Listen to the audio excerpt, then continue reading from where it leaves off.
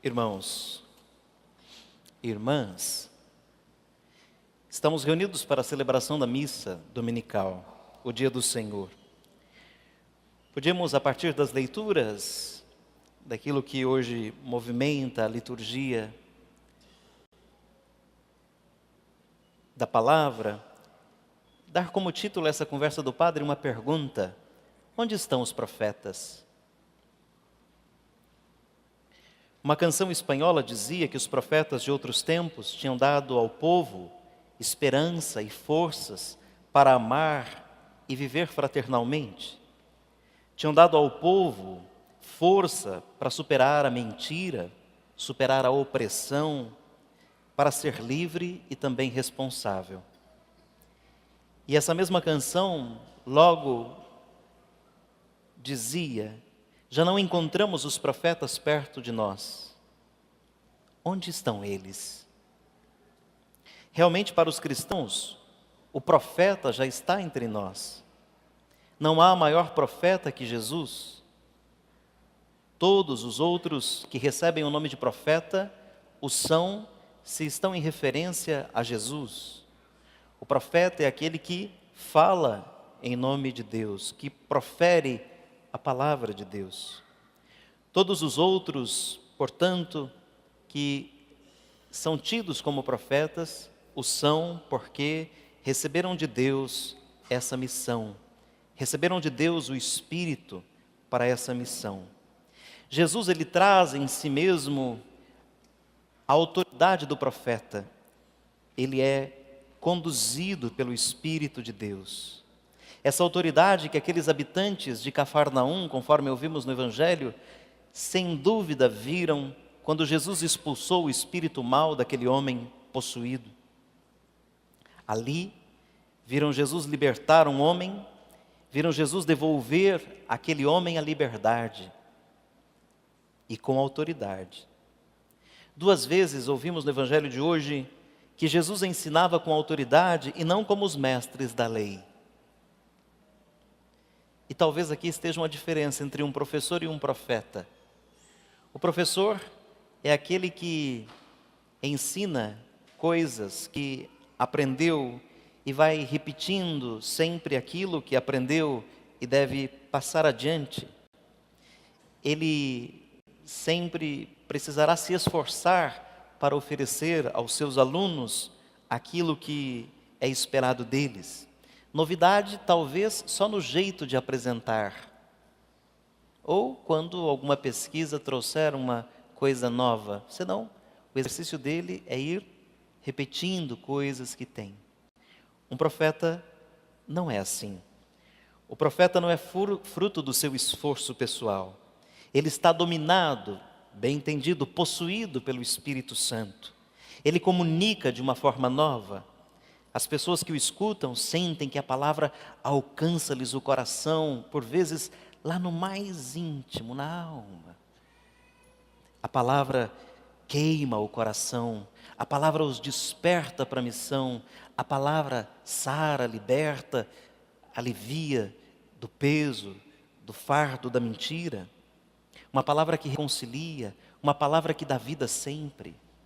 E talvez aqui uma distinção dos verdadeiros profetas: eles produzem, promovem, provocam a vida, quando as suas palavras e os seus atos são fonte de vida para aqueles que se encontram com ele. Jesus é o profeta.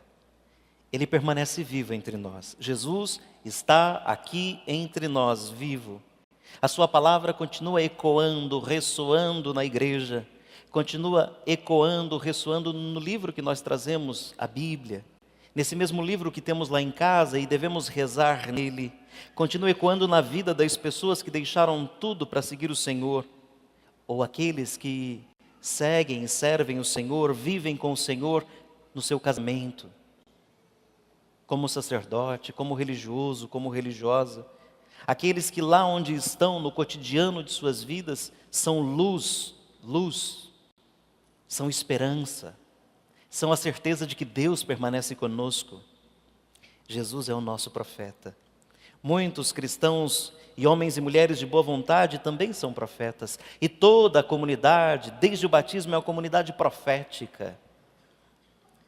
Pena que hoje alguns acham que falar bobagens, ou vender terrorismo, ou falar de catástrofe é fazer profecia. São profetas do demônio, não de Deus. O profeta de Deus anuncia esperança, a salvação, a vida, e não o desastre. Profeta caos estão a serviço do demônio, não de Deus. O verdadeiro profeta até aponta o dedo contra aquilo que está mal, mas sobretudo aponta o dedo para aquele que é o Senhor e que liberta de todos os males. E tem gente que é craque em falar do pecado dos outros, mas não tem nada em sua vida para apresentar.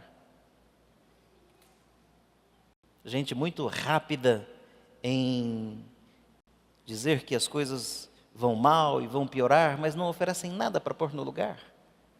Não tem esperança, não tem vida. Não fiquemos angustiados. Apenas abramos os nossos olhos para descobrir as testemunhas da vida e da libertação que estão em derredor.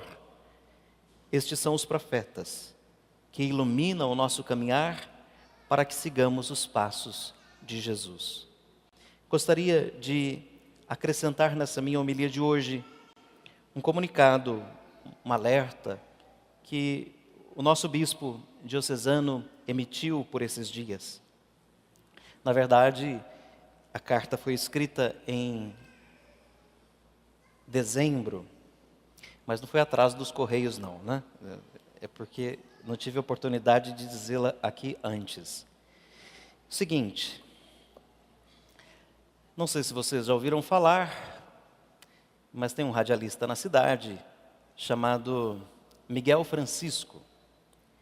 E esse moço trabalhou durante bastante tempo na rádio comercial, AM, e no programa que ele fazia, depois que saiu da tarde para de manhã, ele sempre tinha um momento de oração, e todo dia tinha um padre lá. Então, eu acho que ele tinha contato ali com uns 8 padres. Passado mais um tempo, ele também se tornou uma espécie de missionário de Santo Expedito, e ajudava o padre Humberto na cidade de Santo Expedito, no santuário de Santo Expedito. Mas esse moço fez uma experiência religiosa, conforme o critério dele, e foi para algum mosteiro não sei onde, fez um retiro de alguns dias, e voltou já com camisa de clergyman, essa camisa de padre, com vestes clericais. Passado mais um tempo, me parece, fez algum curso. E, como está na mídia, foi candidato a vereador também, ele convida as pessoas para um grupo de oração. E até esse momento não tinha problemas. Mas quando ele fez essa experiência lá nesse mosteiro, que eu não sei onde fica, ele voltou como um religioso. Agora, depois de alguma confusão, ele mudou o nome, mas se apresentava como sacerdote. E convidava as pessoas a ir participar do seu grupo.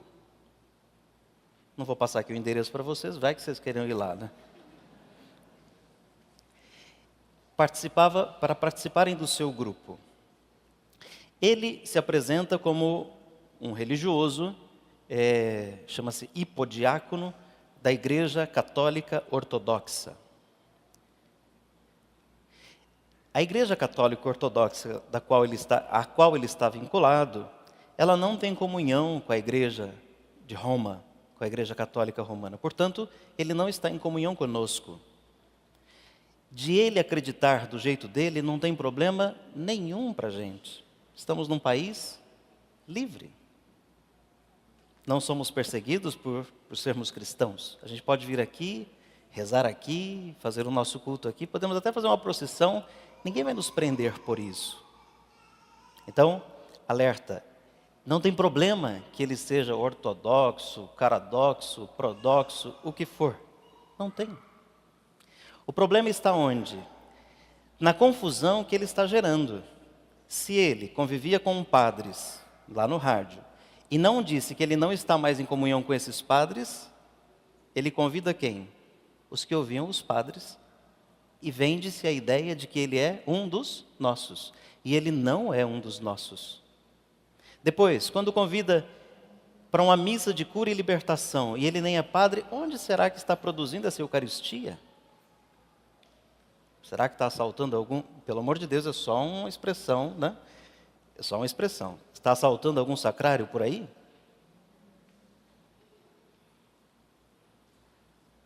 De rezar, até você pode montar o seu grupo na sua casa, mas de induzir as pessoas ao erro, não. Então a carta do bispo diz claro para a gente ficar alerta e não cair nesse, palavra do bispo, nesse engodo. No engodo. Por quê? Se eu não digo que eu não estou em comunhão com os outros, ele ainda diz que o Papa Francisco diz, né, um que diz que o outro diz que tem sugerido a aproximação ecumênica, ok, mas confusão não. Má fé também não. Se um dia, queira Deus que nunca, eu deixar de ser padre e quiser continuar não, porque hoje não é, né? E quiser brincar de fundar uma igreja, fazer qualquer coisa, eu tenho que deixar claro que eu não estou mais aqui. Eu não posso induzir você ao erro. Eu não posso ser leviano, porque quem quiser me seguir e não o Cristo, eu sei que vai ter um ou outro que vai me seguir. Pela oratória, pelo vestimenta, pelo horário, qualquer coisa, tem. Então fiquemos alertas. Esse moço, repito, é de uma igreja ortodoxa, eslava, Bielorrússia e tem mais alguma coisa no nome. Não tem comunhão conosco. Nosso trabalho é não nos misturarmos naquilo que não é o certo. E qual é o certo? Se ele batiza lá, não é válido. Se ele comunga, se ele celebra lá qualquer sacramento, não é válido. Se você participa disso lá, você está renegando esse aqui. E por que estou insistindo? Para mim mesmo, Padre Sandro, me parece uma coisa pequena. Mas as coisas, elas começam de pequena, né? É quase a história do mineiro que come pelas beiradas, né? Então começa uma coisinha simples. Hoje já tem cerca de 100 pessoas que frequentam lá semanalmente. Mas vão pensando que estão em comunhão conosco. E não estão. Ele pode continuar lá? Claro que pode. Ele pode viver a fé dele? Claro que pode. Ele só não pode usar da má fé e trazer as pessoas de boa fé para vender uma ideia errada. Vejam, de vez em quando aparece, né, gente que vai casar e nós temos que pedir a certidão de batismo. Aí mandamos a certidão de batismo e quando chega, está escrito lá, Igreja Católica Apostólica Brasileira. Igreja Católica Apostólica Brasileira não tem nada a ver com a Igreja Católica Apostólica Romana. Quem fundou a Igreja Católica Apostólica Brasileira foi um bispo católico, deixou de ser católico, que era arcebispo de Botucatu na década de 1930. Só que é o seguinte, tem cara de igreja, lá dentro tem padre com veste de padre, tem santo com cara de santo, a pessoa foi induzida ao erro. Como falávamos do profeta, nós temos que estar sempre alertas para não cair no erro nem levar o outro ao erro. E a comunidade Presidente Prudente está vivendo nesse momento essa situação. Ela só é um pouquinho grande porque ele é uma figura pública, está no rádio e muitas pessoas o escutam, gostam dele e o seguem. E podem fazê-lo, mas se o fizerem... Não, ele estava na Rádio Prudente à noite, comprou um horário, na comercial não mais. E as coisas vão fluindo. E nós precisamos ficar alertas, atentos. Esse é o comunicado, infelizmente esqueci lá em casa o texto do bispo, mas essa é a ideia. Não caiamos nesse engodo. E vão surgir, na vida inteira, falsos profetas, que falam bonito, que falam de Deus e que têm aparência de tudo direitinho. Isso é uma condenação a ele? Não. Aí deixa para as instâncias. É só um alerta para gente. Os grandes cismas começaram assim, um foi fazendo, envolvendo, convidou um, que levou outro, que fez com outro, levou outro, quando viu, a coisa estava grande. Fiquemos alertas. Qualquer dia desses eu vou falar da mensagem do Papa para o Dia das Comunicações. Ele fala sobre as fake news, as notícias falsas. E a gente adora uma fofoquinha. E o princípio delas é sempre essa fofoquinha. Antes do louvado seja, vou terminar com algumas perguntas. Daquilo que disse antes dessa mensagem, conheço alguma pessoa que ensina com autoridade como Jesus? Alguém que se mostra como verdadeiro profeta? O que mais chama atenção na vida dessa pessoa? A minha vida é um sinal profético para as pessoas com quem eu convivo?